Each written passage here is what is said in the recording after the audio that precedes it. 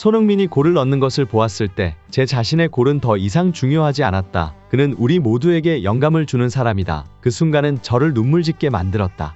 손흥민은 부상에서 복귀한 후 뛰어난 활약을 펼치며 팬들뿐만 아니라 동료들에게도 감동을 주었습니다. 웨스트햄과의 결정적인 경기에서 모든 시선은 햄스트링 부상에서 회복한 손흥민에게 집중되었습니다. 그는 2골을 기록하며 토트넘을 압도적인 승리로 이끌었습니다. 하지만 가장 감동적인 것은 골이나 경기장에서의 활약이 아니라 경기 후 인터뷰에서에 대한 쿨루셉스키의 말이었습니다. 손흥민의 친한 동료이자 늘 함께하는 그는 손흥민의 복귀에 대한 진솔한 감정을 전했습니다. 쿨루셉스키는 인터뷰에서 자신의 진솔한 감정을 거리낌 없이 공유했습니다. 그는 감동적인 말로 인터뷰를 시작했습니다. 제 골은 중요하지 않습니다. 그에게 있어 그날 경기장에서 목격한 손흥민의 정신력과 리더십이야말로 경기의 진정한 하이라이트였습니다. 그의 진심 어린 발언은 팬들뿐만 아니라 인터뷰에 참석한 영국 기자들까지도 감동시켰습니다. 한 기자는 쿨루셉스키가 손흥민이 팀에 미친 영향에 대해 말할 때 감정을 억누르지 못하고 눈물을 흘리기도 했습니다. 이 인터뷰에서 특별한 점은 공격수로서의 쿨루셉스키가 토트넘의 승리가 자신의 골이 아니라 손흥민의 복귀와 그의 뛰어난 영향력 덕분임을 겸손하게 인정한 부분입니다. 손흥민의 경기장 내 존재감은 정확한 슈팅이나 강력한 스피드뿐만 아니라 팀 전체에 전해지는 귀중한 영감과 강한 투지로 나타났습니다. 쿨루셉스키는 또한 손흥민과의 특별한 관계에 대한 놀라운 사실을 암시했는데 이는 인터뷰를 지켜본 많은 사람들을 감동시켰습니다. 손흥민은 단지 뛰어난 선수일 뿐만 아니라 팀의 영혼이기도 한 걸까요? 플래시 TV와 함께 이 감동적인 인터뷰의 세부 내용을 자세히 알아보겠습니다. 손흥민의 골을 보는 순간 그의 발끝에서 마법이 펼쳐지는 듯한 경이로움에 빠져들게 됩니다. 경기장 안은 숨막히는 긴장감으로 가득 차 있었습니다. 손흥민은 단 몇 초 만에 그 짧은 준비 시간 속에서도 놀라운 코스로 공을 날렸습니다. 정면이 아닌 절묘한 각도로 골문을 노리는 그의 슈팅은 양발잡이라는 사실조차 믿기 힘들 정도로 완벽했습니다. 특히 왼발로 강력하고 정확하게 공을 차넣는 모습은 말 그대로 예술이었습니다. 그 순간 관중들은 한마음으로 환호성을 질렀고 캐러거 전문가는 흥분을 감추지 못하며 극찬의 말을 이어갔습니다. 메디슨이 경기장을 떠나자마자 손흥민이 7분 만에 3번이나 골망을 흔든 것을 보고 그는 충격적인 진실과 마주했다고 했습니다. 메디슨 때문에 우리는 진짜 손흥민의 모습을 보지 못했다라고 캐러거는 고백했습니다. 메디슨 없이 새로운 전술 아래서 손흥민은 자신의 잠재력을 마음껏 발휘할 수 있었던 것입니다. 이번 시즌 토트넘의 가장 큰 의문점 중 하나였던 왜 최고의 공격수인 손흥민의 특성을 살리지 못했냐는 질문도 이제야 명쾌하게 풀린 듯했습니다. 손흥민의 이번 시즌 히트맵은 그가 마치 구석에 몰린 클래식 윙어처럼 보였던 순간들을 생생히 담고 있습니다. 경기장 위에서 손흥민은 왼쪽 측면 구석에 고립된 듯한 모습을 자주 보여줬습니다. 그는 전형적인 윙어로서 움직였지만 그의 진정한 스타일은 그것과는 달랐습니다. 원래라면 손흥민은 윙어와 스트라이커 사이에서 자유롭게 위치를 바꾸며 다른 선수들과 스위치 플레이를 통해 공격을 이끌어 나가는데 능숙했습니다. 그러나 이번 시즌에는 그런 유연성이 사라진 것처럼 보였습니다. 메디슨과의 동선이 겹치면서 그의 활동 반경이 제한되었고 비효율적인 전술 속에 갇혀버린 것이었습니다. 하지만 운명의 날 메디슨이 경기장을 떠나자마자 상황은 극적으로 변했습니다. 갑작스럽게 손흥민에게 주어진 자유는 그를 다시금 활기차게 만들었습니다. 이제 그는 더 이상 왕따가 아니었습니다. 그는 팀의 중심으로 돌아왔고 자신의 공간을 찾아내며 폭발적인 경기력을 발휘할 수 있었습니다. 경기장을 분석해보면 손흥민의 플레이 스타일과 메디슨의 위치가 어떻게 충돌했는지를 명확히 알 수 있습니다. 손흥민은 측면에서 중앙으로 파고 들어가는 역동적인 윙어입니다. 그의 강점은 페널티 지역 안으로 들어가며 상대의 수비를 무너뜨리는 데에 있었습니다. 그러나 이번 시즌 그가 골문을 향해 돌진하려 할 때마다 메디슨이 이미 그 자리를 차지하고 있어 빈틈을 찾기 어려웠습니다. 이로 인해 손흥민은 유효 슈팅 기회는커녕 제대로 된 슈팅조차 시도할 수 없었습니다. 그러나 메디슨이 경기장에서 물러난 순간 마치 억눌려 있던 힘이 해방된 듯 손흥민은 3번이나 위협적인 슈팅을 날렸습니다. 이는 단순한 우연이 아니었습니다. 메디슨의 존재가 얼마나 그의 공격 본능을 억제했는지를 보여주는 증거였습니다. 포스테코글루 감독이 후반 시작과 동시에 메디슨을 교체한 것은 이러한 사실을 깨달았기 때문일까요? 어쩌면 그는 진짜 손흥민의 능력을 눈앞에서 목격한 우리 모두처럼 과감한 결단을 내려야 했던 것인지도 모릅니다.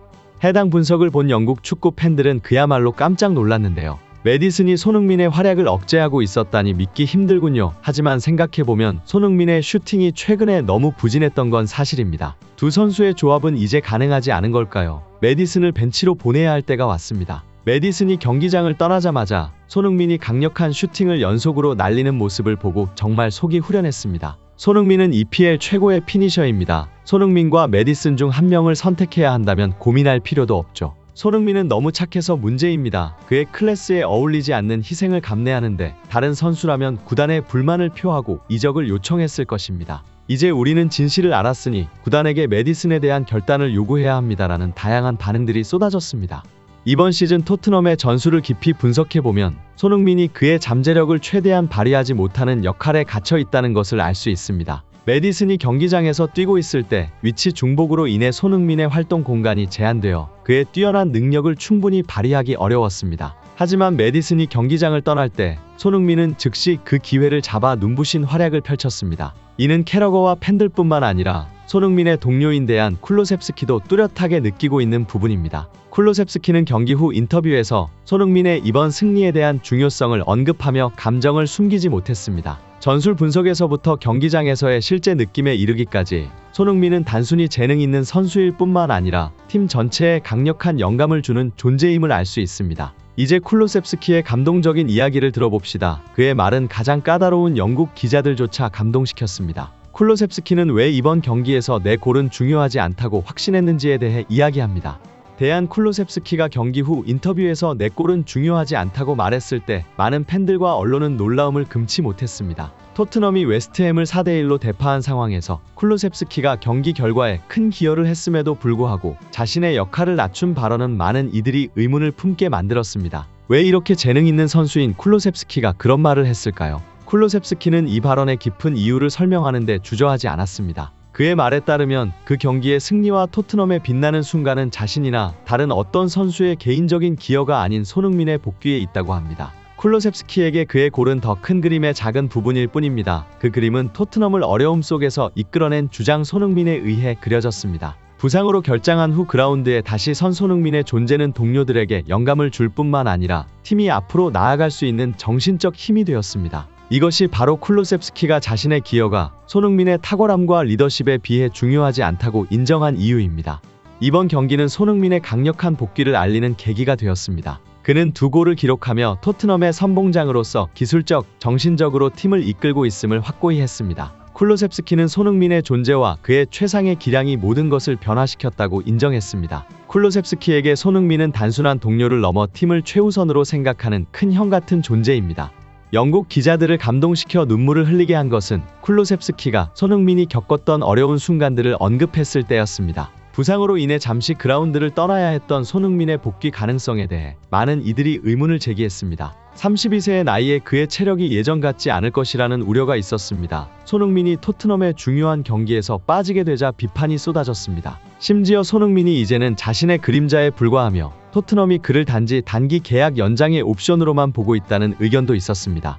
그러나 웨스트햄과의 경기에서 손흥민은 모든 의심을 불식시켰습니다. 쿨루셉스키는 손흥민이 자신감 넘치는 태도로 경기장에 돌아오는 모습을 보며 자신의 주장인 손흥민이 여전히 세계 최고의 선수 중 한 명으로서의 품격을 지니고 있음을 깨달았다고 묘사했습니다. 손흥민의 기술적인 볼 처리와 날카롭고 섬세한 슈팅은 토트넘뿐만 아니라 그의 능력을 의심하던 팬들에게도 다시금 믿음을 심어주었습니다. 인터뷰에서 쿨루셉스키는 손흥민에 대해 깊은 의미를 담은 말을 전했습니다. 손흥민은 단순히 재능 있는 선수일 뿐만 아니라 결코 포기하지 않는 전사입니다. 누가 뭐라 하든 그에게 얼마나 많은 압박이 가해지든 손흥민은 항상 일어나 팀을 위해 싸웁니다. 이 말은 기자들뿐만 아니라 경기를 지켜보던 사람들까지 감동시켰습니다. 영국 기자들은 손흥민에 대한 존경심뿐만 아니라 주장에 대해 진솔하고 감정이 가득한 쿨루셉스키의 발언에 눈물을 흘렸습니다.